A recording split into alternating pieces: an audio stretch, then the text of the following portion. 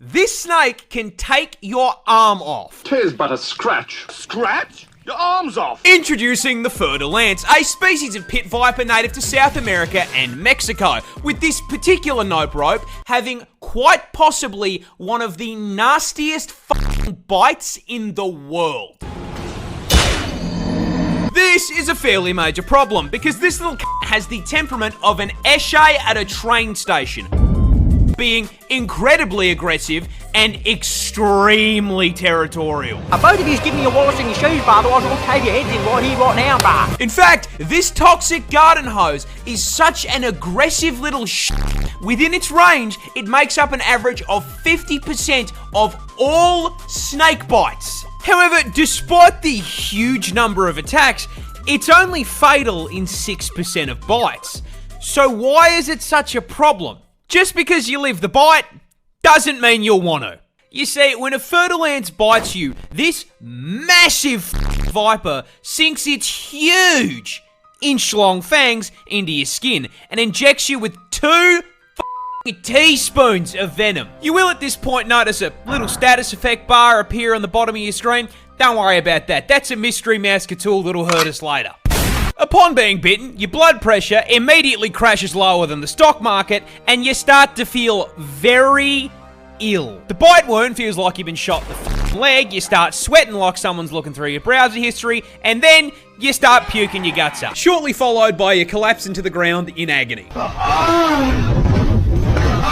Now, Fertilance venom is hemorrhagic, so while you're having a frat boy moment on the ground, the venom is breaking down the walls of your blood vessels, causing massive internal bleeding. At the same time, it's seeping into your bloodstream, causing it to thicken and start throwing clots. But hey, you're in luck. You were with a buddy when you got bitten. They rush you to the hospital, and because it's such a common snake bite, they have the anti-venom on hand and administer it immediately, counteracting the venom's effects.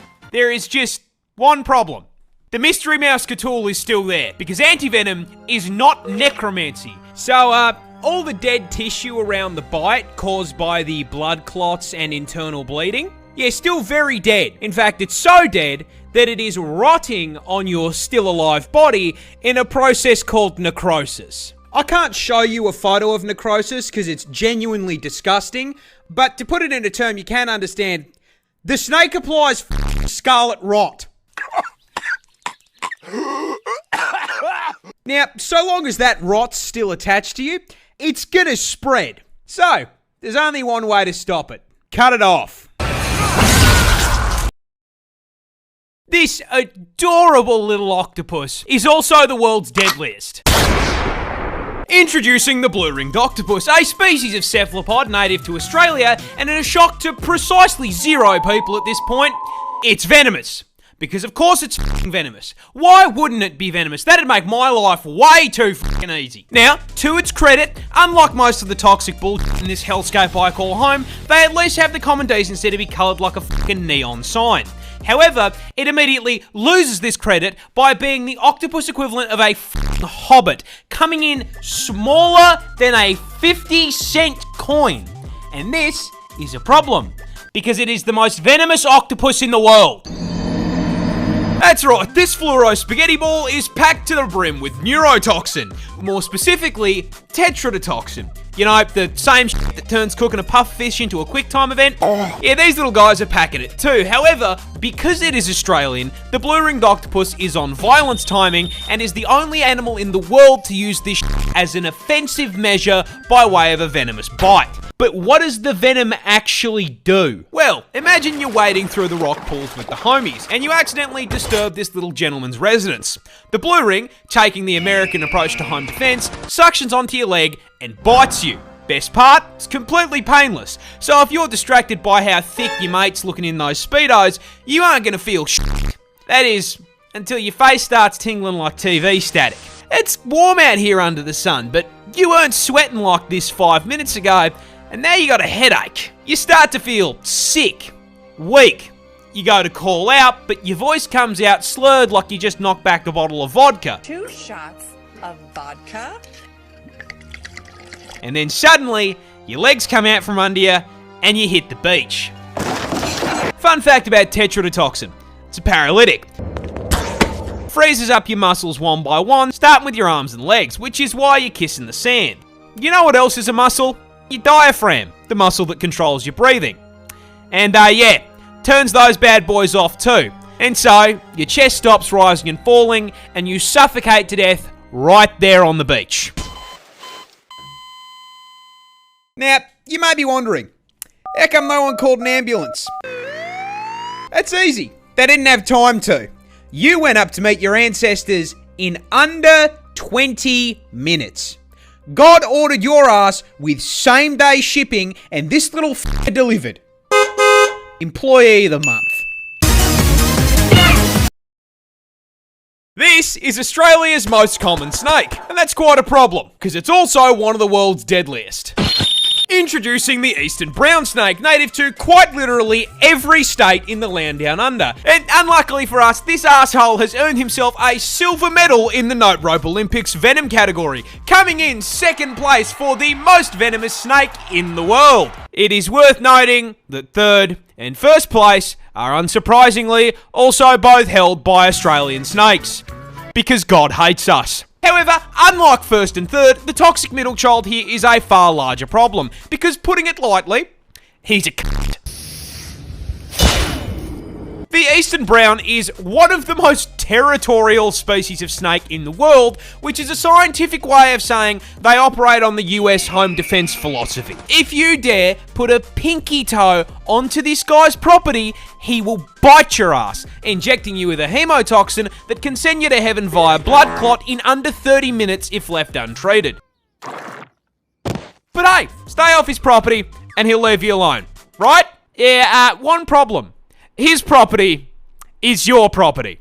Get the fuck out of my room and play Minecraft! That's right, the eastern brown doesn't live out in the middle of nowhere like his slightly more deadly cousin. This fucker is so at home in the suburbs, he drives a f***ing Prius. You can find this burnt piece of spaghetti literally anywhere. Go to put your shoes on, he's turned them into a 2-bedroom home. Hop in the car to go to work. Yeah, unfortunately, that's his car now. Get to work on the job site? What do you know? He f***ing works here too. Try to take a shower after a long day at work? F*** off, he's moisturising. You can't even take a shit in the comfort of your own home without running the risk of the dunny being occupied. In fact, these bastards are so omnipresent that out of the 200 species of snake in the country, this ginormous asshole makes up 60% of snake bites. What a cunt.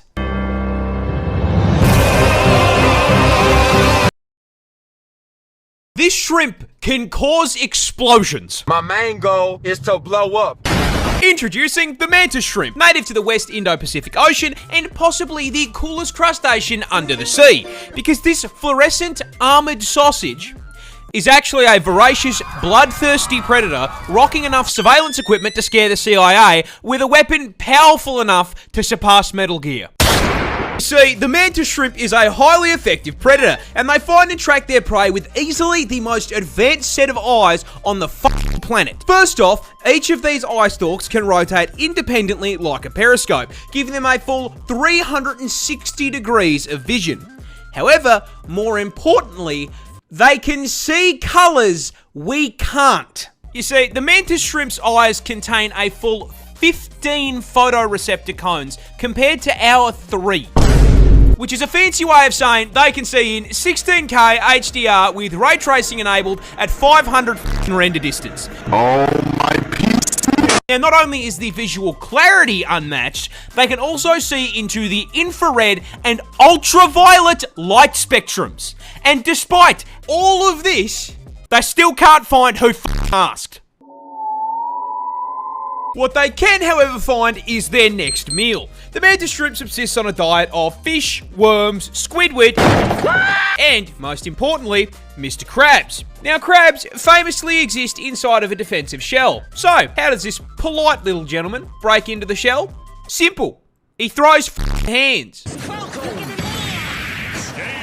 That's right, weighing in at only 90 grams and 38 centimeters in length, the Mantis Shrimp has a punch that produces 15,000 newtons of force. That is 176 newtons per gram. So if a human was capable of that same kind of force, a right hook from someone who weighs 80 kilo would be like getting hit in the face with 6 sticks of dynamite.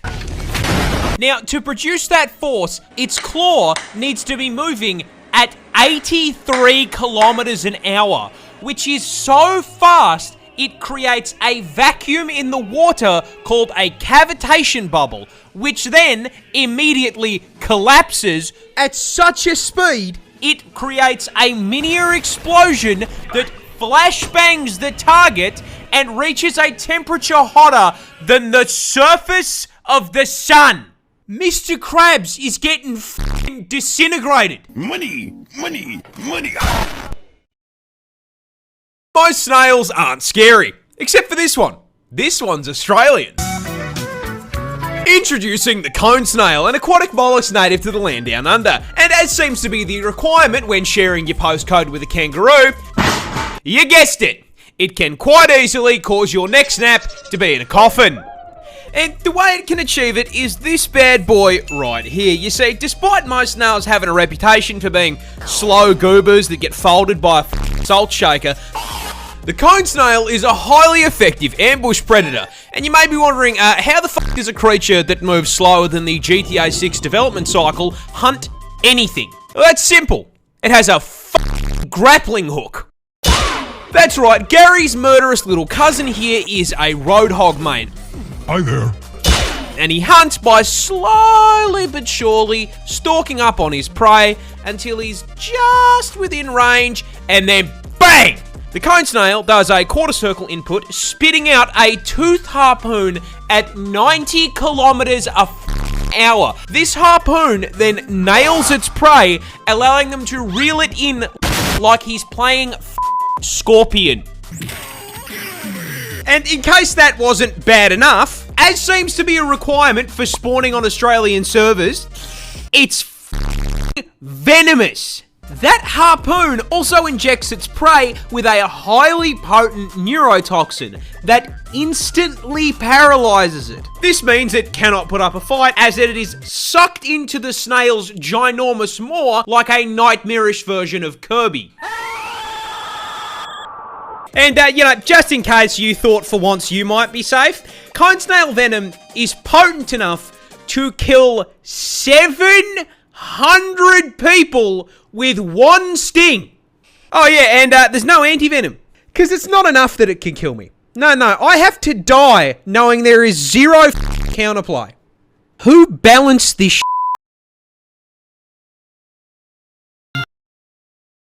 Dolphins get drunk.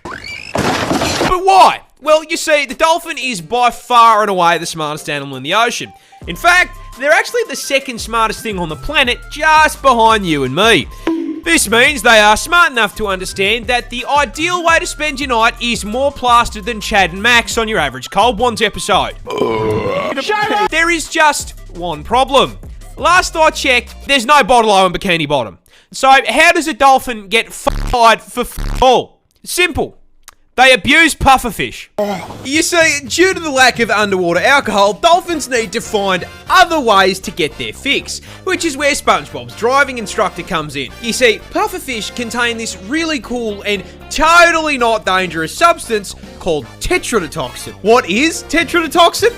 It's only one of the most potent natural neurotoxins on the fucking planet.